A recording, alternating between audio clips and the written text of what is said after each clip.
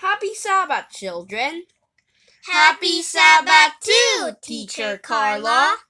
Today, me and Sarah are going to read our kindergarten Sabbath study guide. We are now at lesson 12 and is entitled A Wise Choice.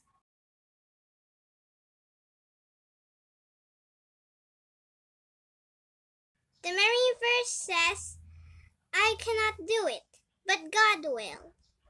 You can find this in Genesis 41 verse 16. The message says, God can help us do anything.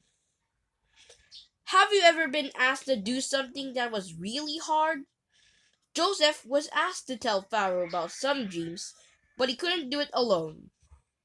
The morning light poured through the palace windows. Pharaoh woke up. His head ached. He had not slept well at all. He had very strange dreams. Bring the wise men to me, he called to his servants. The wise men listened carefully as the king told them about his strange dreams. They whispered together and shook their heads. We don't know what the dreams mean, they admitted. Suddenly, Pharaoh's cupbearer stepped forward. When I was in prison 2 years ago, the cupbearer began, I had a strange dream too. A young man named Joseph told me what my dream meant, and everything happened exactly as he said it would. Pharaoh pointed toward the door. Bring this Joseph to me. The guards rushed to the jail. They waited impatiently while Joseph shaved and put on clean clothes. Then they hurried him to the king. I had a dream, Pharaoh told Joseph. No one here can tell me what it means. I hear that you can explain dreams. Tell me what my dream means. Joseph answered truthfully. I cannot explain the meaning of dreams, but God will tell me, and I will tell you.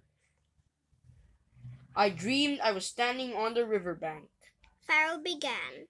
I saw 7 beautiful fat cows come out of the river and begin to eat grass. Then 7 skinny cows came out, and the 7 skinny cows ate up the 7 fat cows. And then I had another dream. Pharaoh continued. I saw 7 plump heads of grain growing out of a stalk. Then 7 more thin, ugly heads of grain grew out of the same stalk. And the thin heads of grain swallowed up the plump, full heads. Both the dreams mean the same thing. Joseph began. God is telling you what he is going to do.